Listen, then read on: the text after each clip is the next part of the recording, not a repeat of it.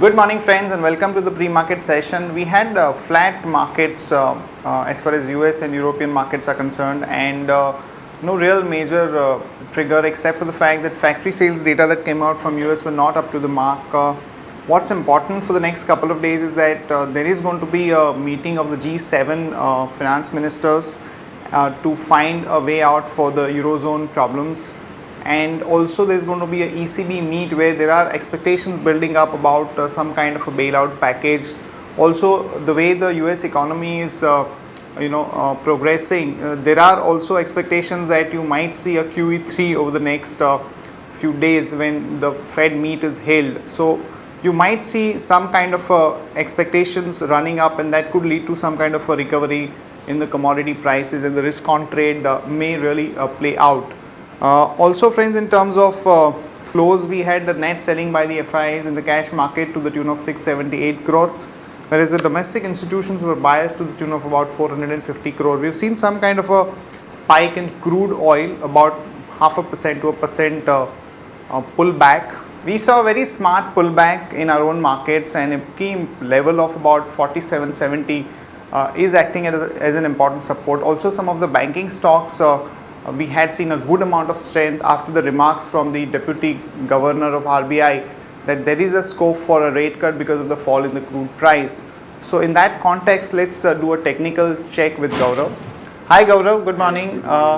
We've seen some strength in our markets, and though we opened a gap down to almost 47, 60, 65 thereabouts, but we saw a very smart pullback. So do you think that there is a scope for some more upside given the strength?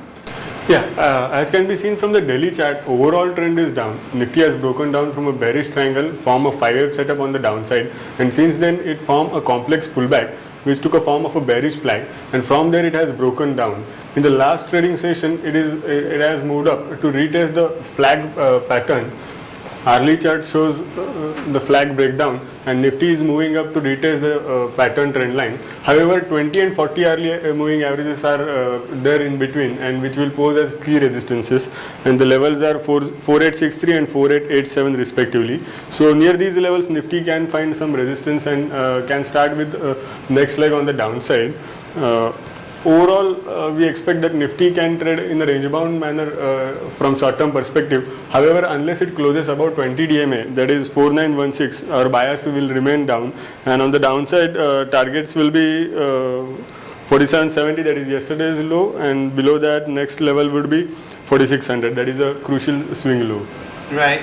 So what should be our strategy be? You think that somewhere around 49.20 where you see a major resistance, but could actually initiate short positions? Yeah, one can adopt a sell on rise strategy, and short position can be initiated near 4863 and 4887 levels, and reversal can be placed about 4916. Right. Also, Gaurav, we've seen a good amount of strength in the bank Nifty and some of the banking stocks like State Bank, ICICI Bank. So what is the overall outlook there?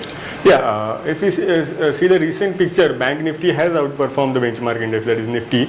Bank Nifty didn't break its swing low, that is 8995, whereas Nifty has broken its swing low, as can be seen from the chart, and the low was 4788. So Bank Nifty can outperform in sessions to come, and however the bias remains down as the trend is down, and on upside 9700, that is 40 DMA and upper Bollinger Band is a key resistance zone, and on the downside around 9000 is a key support. So from short term perspective, Bank Nifty can trade in this broad range. However, overall trend is down, and once the lower end that is 9000 is broken, subsequent target will be 8500. Right. And any specific trading opportunities that you've spotted? Yeah, from stock specific front, we have M&M. M&M is in a downtrend, and recently it formed a pullback which formed a wedge pattern. It has broken on the downside and has retested the pattern trend line. So here on, next leg down is likely to start in M&M, and key supports are 636, 621, and key resistances are 655 and 666. Next stock is TCS. TCS has fallen down. TCS has formed a bearish flag and has fallen down. The momentum indicator is trading below the 9-period moving average. Also, the price is trading below the moving average. So, TCS is also likely to trade with bearish bias. And key supports are 1195, 1117, and key resistances are 1225 and 1257. Right, Gaurav. Thanks a lot for that update. Thank you.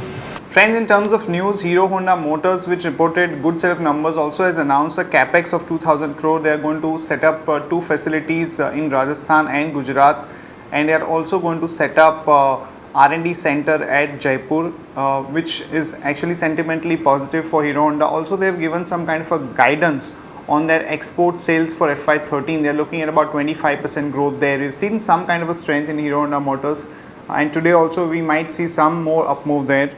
Also, in terms of the cement and tire stocks, there are reports that the CCI finding on the cartelization would be out in next 2 to 3 weeks, so which could be negative for some of the cement stocks. So we might see some selling pressure there. Also, EGOM is scheduled on the telecom 2G pricing. So we had seen some kind of weakness in Bharti and some of the telecom stocks. So you might see some action in this entire space. That's it from all of us, friends, in terms of news. Have a nice trading session. See you tomorrow at the same time.